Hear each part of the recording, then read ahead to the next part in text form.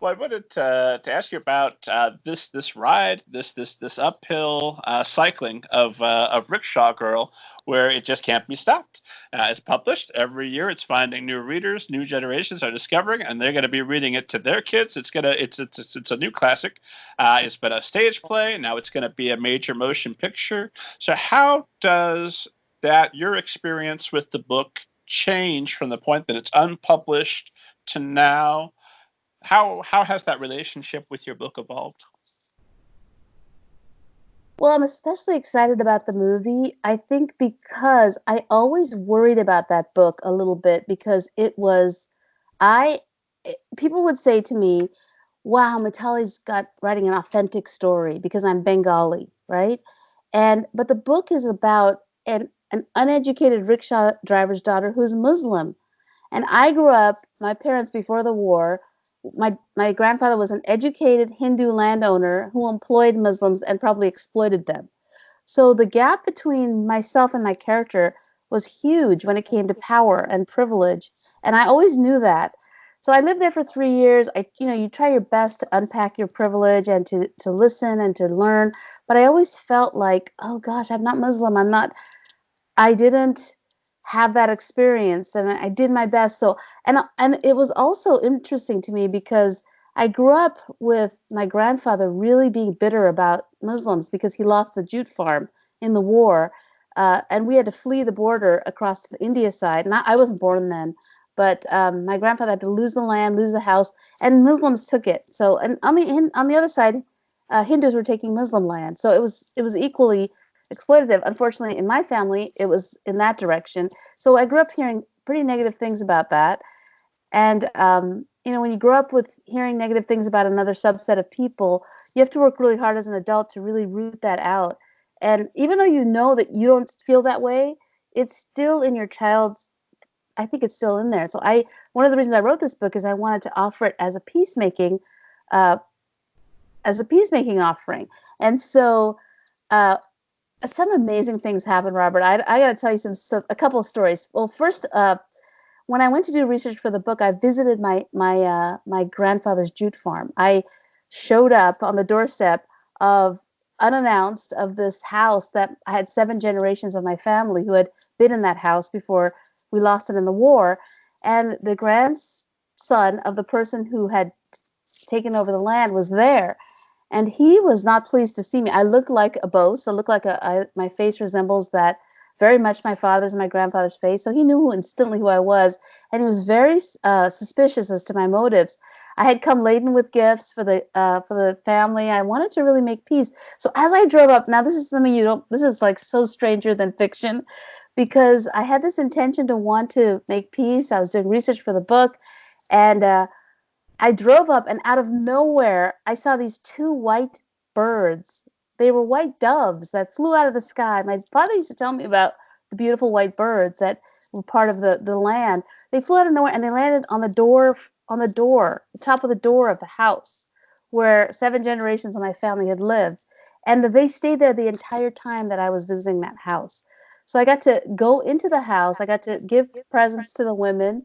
They were, of course, it was a Muslim house, so the women were inside. So I was able to go in, and we had a wonderful visit. By the end, we were all good friends, and I was able to say, we've been blessed, and we just bless you and wish all the blessings to your family. And so it was a real peacemaking moment for me because of all the bitterness I had heard growing up. So I was so happy to do that. And the white doves were such a gift. I couldn't put that in a story because people would be like, oh, this is so contrived. This is just such a contrived technique. Can't believe she used white doves. So this is when truth is like, wow, who's writing this story? There's something bigger going on here. And then now the book, it traveled to Bangladesh, and it was read by a Bangladeshi screenwriter and a Bangladeshi director and Bangladeshi actors, all Muslims, who are now taking that story and making it their own. They've changed it, I think, somewhat significantly. They've made more action, they've made it older. And usually I'm pretty curmudgeonly about adaptations because I think, hey, the book's always better. But in this case, I feel like they're going to be adding in those layers of authenticity and truth that I so always wanted to bring into the book. So I'm actually really excited, so thrilled that the book is out of my hands.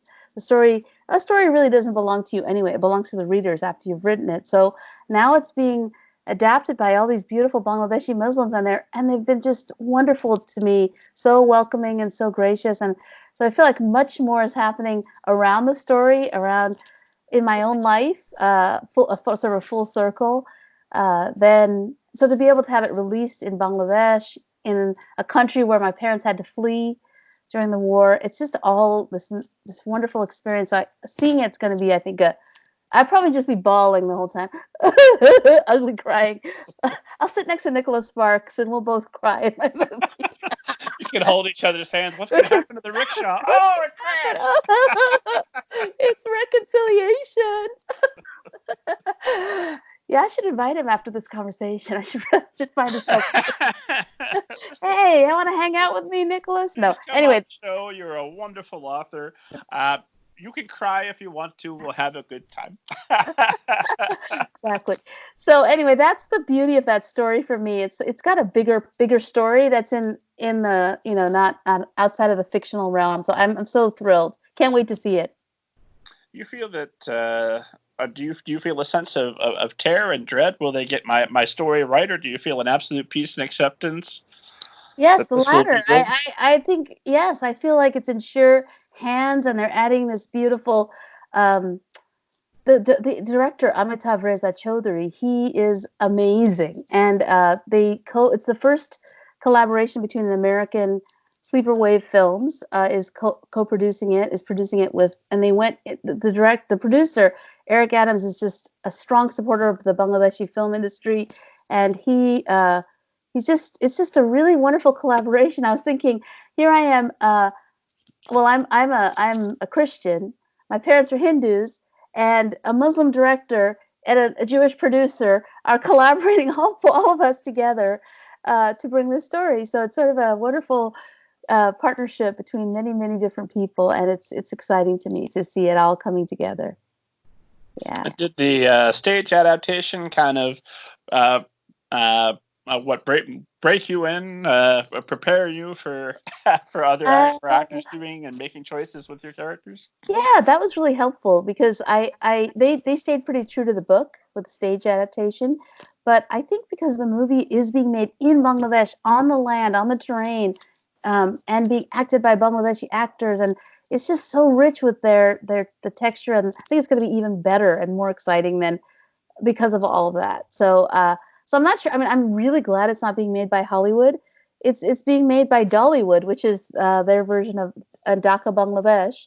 And it's a very nascent film industry. In fact, this is the first movie they're trying to get from Bangladesh into the film festivals. They're hoping to get. They did it in English, so and they're dubbing it into Bengali as opposed to the other direction.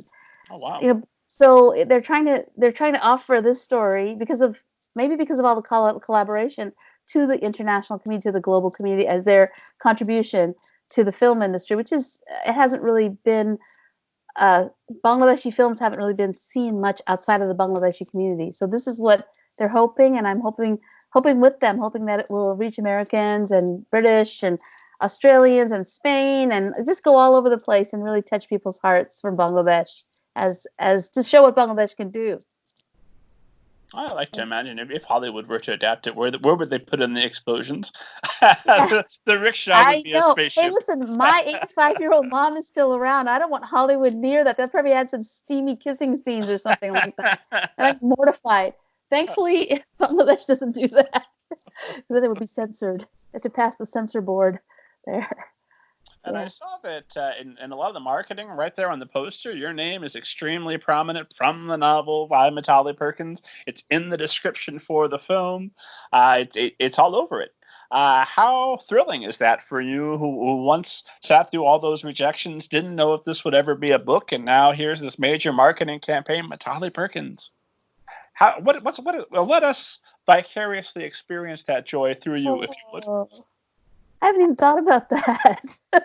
I think I remember on the poster, there was two versions of the poster, and I had my dad around when my dad's favorite book of all of mine was Rickshaw Girl, And so he was around when the first movie poster came out. It was a sweet little girl face. They were still thinking of making her young. And my dad was quite old then. He had lost a lot of his capacity and he couldn't, but he looked at her face for a long time and he said, "Oh, she's such a sweet face. I love her." And I think, my dad's really loving the poster. That's kind of what I remember when I think of the poster. I don't know. What's a name? I don't know. Nobody can pronounce my name anyway. In America, I'm like, oh, I have a coffee shop name in America because no one can pronounce it here. I'll get like Mitali. There was a guy in my college dorm who called me Attila for the whole time I was in college. So nobody. Well, knowing Americans, there are probably people with both those names that spell it the same as yours. Oh yeah. Well, Mitali gets mispronounced here, and then in India, people are like, so I think, oh, I'm in India, I'm in Bangladesh. People will get my name, and they say it perfectly. They're like, "Ladies and gentlemen, we're happy to have Mitali," and then they'll say Perkins, and they just totally can't pronounce Perkins. I'm the only Mitali Perkins on the planet. Did you know that? You Google me, and only I come up. The only weird combination of names. There's tons of Mitalis. There's tons of Perkins, but you guys only know one Mitali Perkins, because that's me. That's about to change with this movie marketing campaign. Everyone named Perkins is like, I know what I want to name my daughter. Oh, right, yeah. Maybe it's going to go viral among the Perkins clan. It's good that you already bought your domain. Right. No, it's going to, I don't even know. It's what the movie's going to do, but it's just going to I hope it just brings as much joy to other people. I haven't seen anything of it. I've been stalking everybody on Instagram, on Twitter, trying to catch any glimpse of it, because the actor who plays Naima is adorable. She's my Facebook friend now, Novera Rahman. And so everything she posts, the stills, I'm always stalking them. I don't know what's going on though, Robert. I'm totally in the dark. I'm just doing social media stalking, which I'm really good at because I'm the mother of millennials. So I'm an excellent social media researcher. So they didn't get a screenplay to you or anything? No. So the screenwriter was Sharbari Ahmed, and she was a Bangladeshi American who worked for the show Quantico. And so she wrote the original screenplay, and then it went over to Bangladesh, and there was a co-writer who was able to add his signature to it. So I didn't really want to see it because, as I said, this book is getting, the authenticity is just going to be added layer upon layer upon layer. And so for me to step in and say, oh, no, this is my book. This is not that book to do that. There might be another book down the road where I'm a little bit more picky, but for this one, I'm just in wonderment. And they've added some animation and some artistry, some rickshaw art. They got traditional rickshaw artists who've had their signature in the show, into the new movie.